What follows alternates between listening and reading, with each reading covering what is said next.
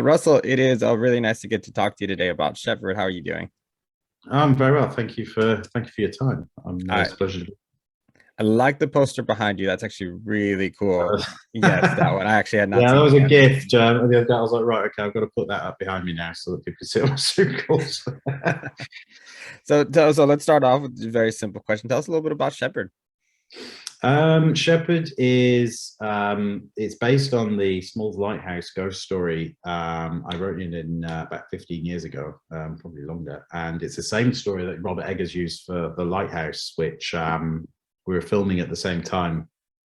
And Kate Dickie, who's in who was in The Witch, his film before, said, "Oh, Robert's making this story as well." What? But luckily, it was a very different, takes, and I was so pleased that a director was making that film literally because he's such an amazing director, and I thoroughly enjoyed that. It was great to see that come to life. But Shepherd is a psychological thriller about one man's descent into madness. It's based on traditional ghost stories, but also on a friend of mine's experience with depression that helped steer and develop that character. So rather than the jumpy or slashery horrors a lot of people might be used to when they think of the genre, this is much more down the atmospheric ghost route. And it was something that I wanted to do. It was a very simple, quiet story that I thought if I can bring that atmosphere to life as a director, if I can lift it from the page into the screen, then and enjoy the process at the same time, then I've ticked something off the bucket list, and I was really proud of the film once we'd done it. It was exactly what I'd intended. It's very interesting to go through the film and really to really be, almost at the edge of your seat, trying to look for different clues. Like, is this reality or is this in his head? Where are we here? And so you're paying closer attention, and then also in the back of my mind, being aware that there might be, he might be setting me up for something. So talk a little bit about how, how the pacing of it, and as well as that aspect of kind of leaving audiences really trying to figure out on their own what is going on. Yeah.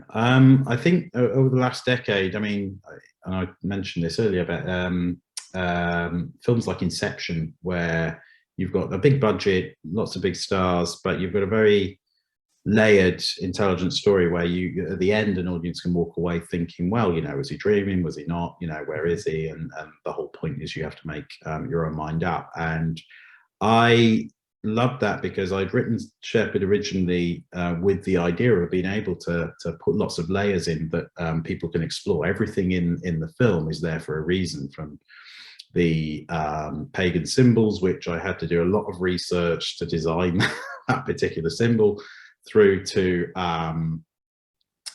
all the little clues that you see dotted about, from the dog's reaction to the one eye of the fisherwoman. Everything has a meaning, and then you write it out literally, and then before you send the script out, you remove all that information. You just keep the visuals, and suddenly people understand. Audiences are much more intelligent, not to want to just watch a template film these days. They want, or at least the audience I've made this for are the sort of people who want to explore a little bit more themselves and discuss afterwards their theories. And there's no wrong theory in this. We did lock onto one theory, and when I say we, it was just myself and Tom. I told the cinematographer another one, I told the production designer another one. Everything from witchcraft to dreaming to death to did he murder his mother, and is the fisherwoman actually a part of his imagination? And there's lots of different theories. And then the one that I settled on, I just told Tom and myself, and that's it. So we're the only two people who know the reality of it. That's actually really cool, because that means everyone working on the film is going to have a different perspective, and it's probably going to bring quite different results in filming. So really cool. Uh, It was difficult to edit though because you have to steer the editor and go, not that one. uh, Oh, this is a great shot. No, it's got to go there. It's like, but why? Just tell me. I'm like, I can't just do it. So yeah, that's cool. It's a really fun concept. I hadn't heard of filming that way. That's awesome. You mentioned Tom Hughes, of course. How important was it to find the right actor specifically because so much of the performance is just going to be on his physical self, not necessarily spoken word. yeah. Tom Hughes is an amazing, it's very sort of classically trained, very well-respected actor over here. And I was really, really pleased to get him. I mean, I couldn't imagine, anyone else playing Eric after we went through this huge casting process. And he knew the challenge that he was up for. I mean, it's a huge one to be able to have to constantly you are literally carrying the film. Some people say, oh, you carry the film, but you're supported by lots of actors and scenes and move.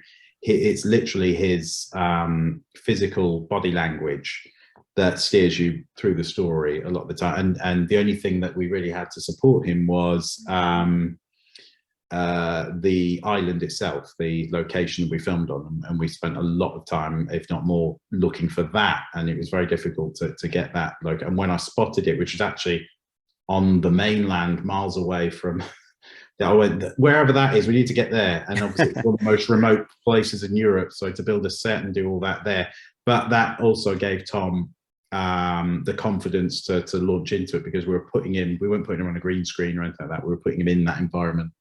And we built 360-degree sets in studios rather than pulling walls away and stuff. So he was in that house, and we built, everything was very designed, and that helped him.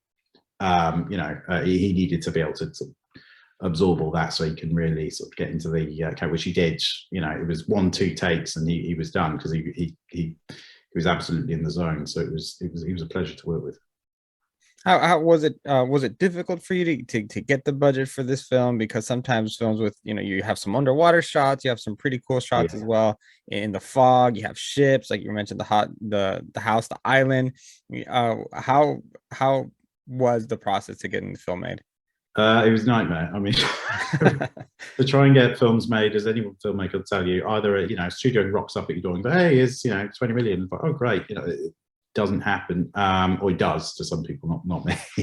I was making commercials for years because I thought there's no way. I've tried so hard to get films off it, and I am going to do films, but I also need to earn money, and I've been broke for so long. So I went in, took a job directing commercials full time for a company, and I started directing some big commercials with celebrities in, which was amazing, but there was nothing hugely creative for me. These things like 30 seconds, and they're just you're selling a brand, you're not selling the commercial itself. And I got a phone call out the blue from a producer I worked with years before on a short film, saying he knew someone who was looking for a director on a zombie film, and they needed to film in 4 weeks. They had no script, no cast, no nothing. It was really bad. But I said, okay, this is a massive challenge. And the guy said, oh, how much? And I said, well, I'll do it for free if you'll take the next film off your slate and make it Shepherd, because I've been trying to get that made for years. And that was just a cheeky ask. And he said, yeah, okay, fine. And that was, so I was like, oh, wow. So when I actually got there, and this film had been in my head for so many years, including the house exactly looking like that. It was designed by Chris Richmond, who's an amazing production designer. The Lighthouse, which is a lighthouse, is a model in the film, but it's very similar to one I grew up with in Wales. And the interiors and Tom in the costume, and so it was very, very surreal. But it was amazing at the same time. But I mean, the amount of work it takes to put something like that together, and yeah, the underwater scenes are very important. We have to go to a special tank to film that, and to drop a car off the cliff, and the only car we get was a beautiful old original Mini Cooper. The fog, that was the guy who did the fog. I think he worked on things like the Hunger Games and all that. Came in and had to do a deal on that special effects so that we could level up to other films, because we didn't have that much money. So a lot of it was favors and deals. And I know the producers run out of money very quickly and got into trouble, as you know, is not an uncommon thing. And then you've got to go off and raise more money, and then you've got to sell the film to pay off your debts. But we did it, and you know, extremely proud to be able to, you know, do exactly what we had written, and not compromise. It was, and it's a testament to the crew. The crew we had were incredible, and it's very difficult to get an amazing crew nowadays with so much being filmed. You know, there's a huge shortage in good crew. You talked a little bit about Robert Eggers also doing, you know, his version of the Lighthouse. How important, or how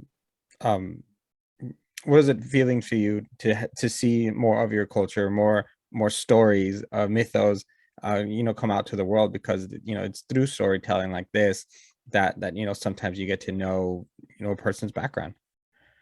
Yeah, it was fascinating. It was so great to see that particular story come to life. And I know he's Robert Eggers. He's very into his history and relay old dialect and those old stories. And it's fantastic that he now has an audience. I think filmmakers like him 10, 15 years ago would have struggled to get the financing, not because the audience was there. I think the audience has always been there, but the confidence that they would come to the cinema and pay to see it wasn't there. And so it's exciting. I think audiences want something that they can explore and talk about, rather than just, I mean, there's plenty of films out there where you just rock up and you have a great time, action, explosions, jumps, scares, blood, and escapism.